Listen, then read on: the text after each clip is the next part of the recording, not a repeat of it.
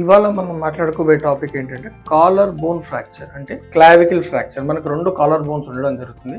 జనరల్గా ఈ ఫ్రాక్చర్ అనేది ఎర్లీ యంగ్ ఏజ్ గ్రూప్లో మనం చూడడం జరుగుతుంది.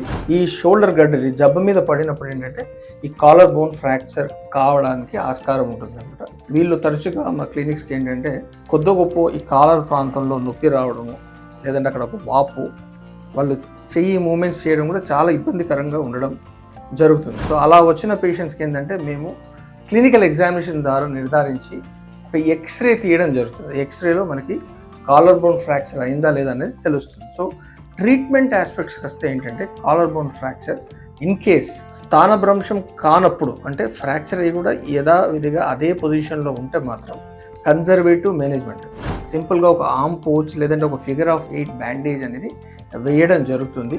ఒక 6 నుండి 8 వారాల లోపల ఈ కాలర్ బోన్ అనేది చాలా వరకు ఆ ఫ్రాక్చర్ అనేది అతికిపోవడం జరుగుతుంది. సో అది మనం ఎక్స్రే ద్వారా ధృవీకరించడం పడుతుంది అనమాట. రెగ్యులర్గా మీరు క్లినిక్స్లో రివ్యూకి వచ్చినప్పుడు ఏంటంటే వాళ్ళు రిపీటెడ్గా ఎక్స్రే తీసేసి బోన్ అతుకుతుందా లేదా అనేది మీకు ఒక ఆర్థోపెడిషియన్ చెప్పడం జరుగుతుంది.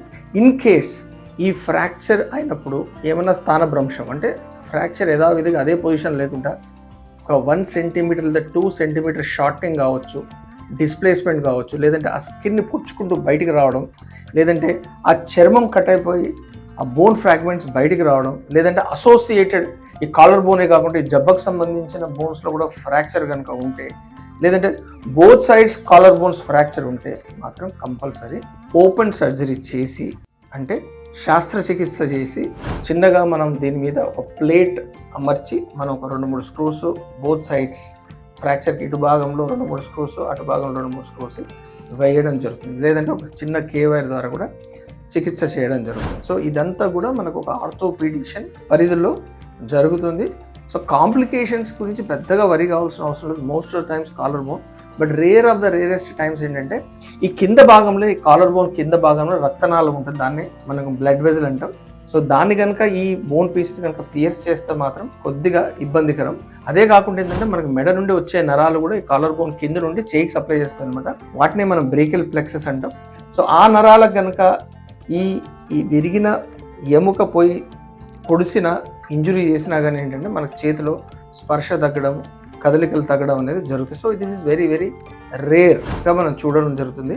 సో ఈ ఫ్రాక్చర్లు సాధారణంగా ఈవెన్ కన్జర్వేటివ్ మేనేజ్మెంట్లో కూడా ప్రాపర్గా అతుక్కోవడం జరుగుతుంది. బట్ ఓన్లీ ప్రాబ్లం ఏంటంటే మనకి అతికే టైంలో మనకు ఒక బొడుపులాగా వచ్చే ఛాన్సెస్ ఉంటాయి. ఎక్కువ క్యాల్లెస్, అంటే సాఫ్ట్ బోన్ ఎక్కువ ఫామ్ కావడం వల్ల ఏంటంటే మనకు బొడుపులాగా ఉండొచ్చు. సమ్టైమ్స్ ఈవెన్ ఎక్కువ ఓవర్ రైడింగ్ ఉన్నప్పుడు కూడా కాస్మెటిక్గా మనం చూస్తే బాగా కనపడకపోవచ్చు. In case if you are in modelling ఫీల్డ్లో ఉంటే మాత్రం సర్జరీ చేసుకోండి. Otherwise surgery is not at all required. If it is undisplaced, అంటే స్థానభ్రంశం కానప్పుడు మాత్రం సర్జరీ అవసరం లేదు. So this is doctor Ramesh Gajula at Panisha spine pain ortho sleep centre at Uppal cross roads. Do subscribe our channel. We have only one center at Uppal Crossroads, that is Panisha Spine Pain Ortho Sleep Center. We don't have any other centers. Thank you.